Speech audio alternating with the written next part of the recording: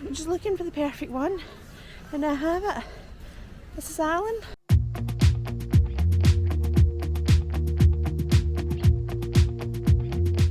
Good morning and happy Halloween. We are just a few days before Halloween now. I'm in full spooky season mode now, and what a day we have planned. As you can see out the window, it's not sunny. For the first video in what feels like forever, it is not 30 degrees outside. It's normal Scottish weather, which means it's grey, it's misty, it might be sunny later, it might be rainy, but it's jumper weather. So I'm very relieved to not be slapped in factor 50 sunscreen for a change and get to wear my glasses instead of my contact lenses. So it's a great day already. It's an absolute win. We are on our way just now to Blair Drummond Safari Park, and I can't wait to see the park all done up before Halloween. The leaves are all changing colours. Oh, it's cosy autumn vibes. It's my favourite time of year, in case you can't tell already.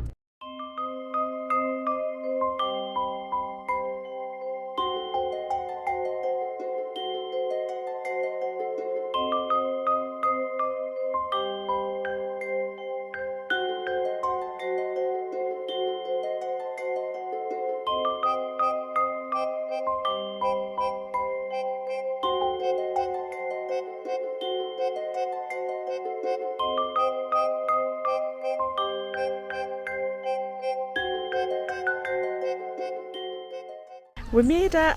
Hi.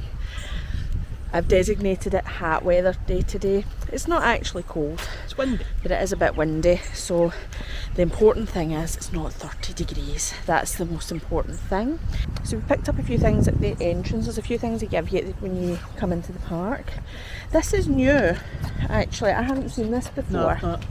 So we have a guide to the reserve. So this is I had a look at this as we were coming in. This is a guide to all the different animals you can see on the drive-through reserve. We get our usual park map. I notice it's themed this time. Nice little Halloween themed one. We have our trick or treat trail with a few clues on the back, and we can scan it to enter a £50 prize draw. We have our member discount. I don't know if I mentioned on the way up, we are annual pass members here at Blair Drummond Safari Park, and we normally get around about a 10% discount in all the restaurants and eating places in the park. And last but not least, my pumpkin ticket. The all important pick a pumpkin ticket, because it is spooky season, it is Halloween weekend, and I'm all about the pumpkins.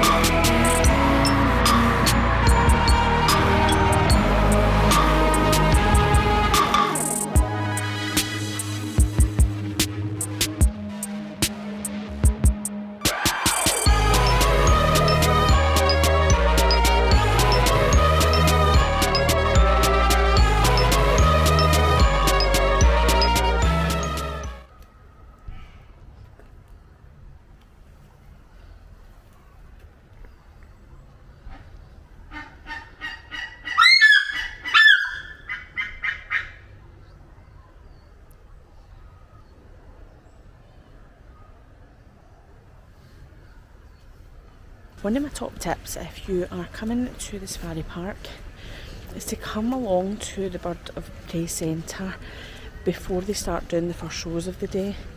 Because it's tucked out in this little corner over here, not a lot of people realise it's here.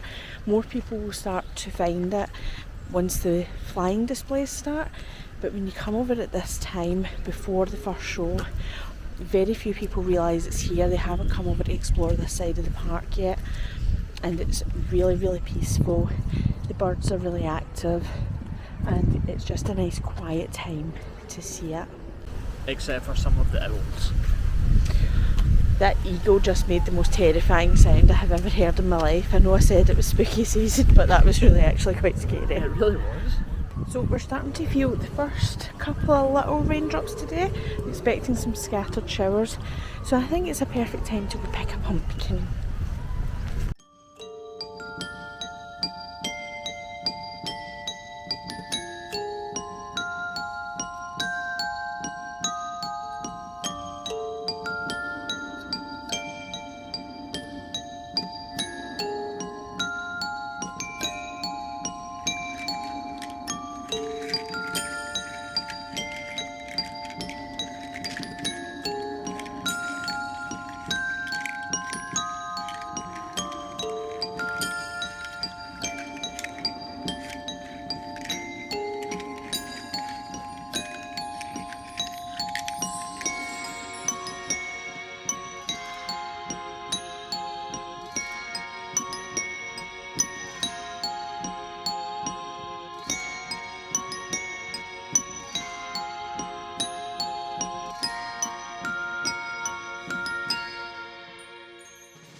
I do have a confession.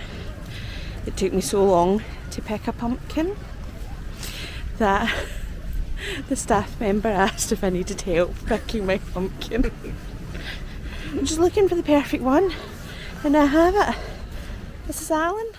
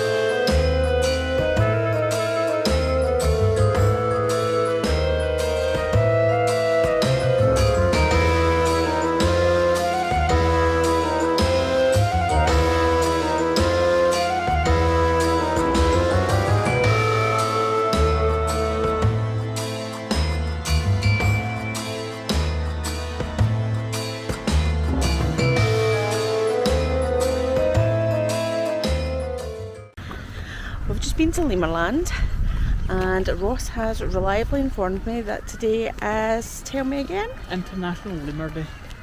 International Lemur Day. It seems like in honour of International Lemur Day, the lemurs were in fact taking the day off.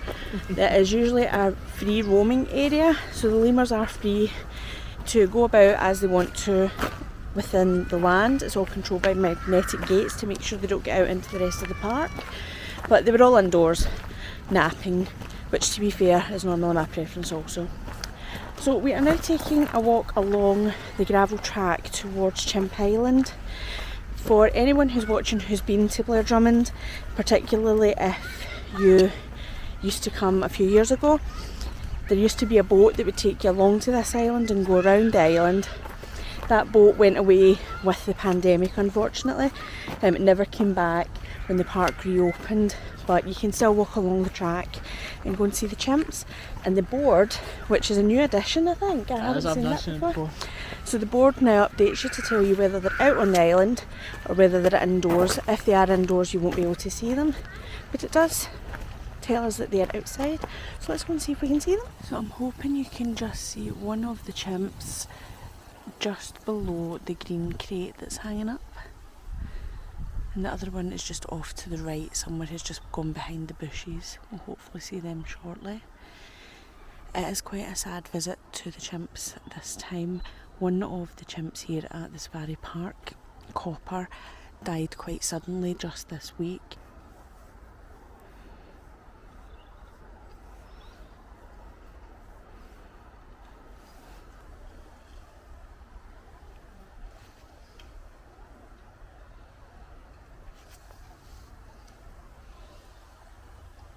So we've made it back to the car. Alan the pumpkin is safely tucked in the boot of the car, and in an important turn of events, a very important development, I have a bag of candy floss. Cotton candy, some of you call it candy floss here in Scotland. I have a bag of candy floss, I'm very excited about that. So we are now going to head round to the reserves, and while we make our way around the roads through the park to get to the reserves, I'm going to tell you a little bit about the park. So the safari park opened here at Blair Drummond in 1970, making it a year older than Walt Disney World. We have around over 300 animals here in the park, but it is much more than just a safari park as well. It is a full day out for the family. It has an absolutely enormous children's play park. There's usually a variety of different fun fair rides, all kind of family friendly stuff, and the play park has an enormous sand pit, which looks really fun to play in. I've very often said I wish they would have an adults night here so that I could play on all of that stuff. A day ticket costs £21 per adult and £15 per child, or you can also opt for the annual pass, the membership, which costs £60 for an adult and £50 for children. That's the passes that Ross and I have. We do get a lot of value out of it, as we're usually up here maybe 4 or 5 times throughout the season that it opens. The park typically opens in early spring. It's been closing later and later. Traditionally it used to close around about this time of year, just towards the end of October. We now see it opening up kind of right through winter towards the Christmas period and closing around about Christmas. There are lots of like miniature motorised vehicle activities to do. I don't know what the proper name for those is, but kids can ride around in jeeps, they can ride around in little go-karts. There's always face paint, there's always something going on here at the safari park, and as well as all the animals that you can see on foot walking around Pets Farm and the different enclosures. You also have the reserve, which we are now bouncing our way towards just now.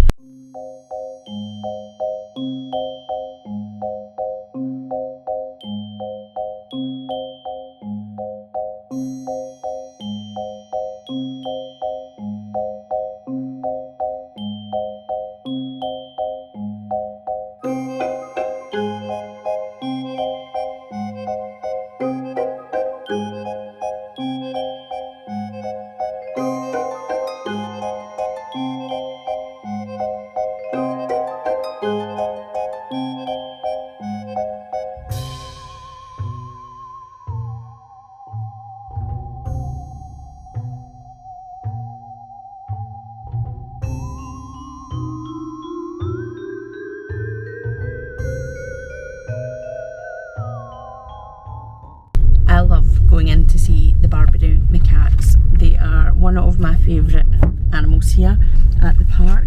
We actually very rarely go inside that part of the reserve. Now the macaques do have a reputation for jumping on people's cars. That's not why we usually skip that part, although it's the reason they allow you to skip that part. But it's quite a nerve-wracking part because they move very, very quickly. They do have a tendency to dart in front of the cars, and it's always been my greatest fear that one of them darts in front of the car and we can't stop in time. So it's quite nerve-wracking, but I wanted to take you through it to see the macaques. They have a great story. They were originally from Gibraltar, where they were at risk because the population of macaques had grown so large it was causing difficulty for the residents of Gibraltar. So there was a proposal that the population would be culled. To stop that from happening, Blair Drummond offered to build an entirely new section of the park and provide them with a home here. So they rounded up 30 of what they dubbed the naughtiest macaques in Gibraltar and exiled them here to Scotland, where they now live at Blair Drummond Safari Park.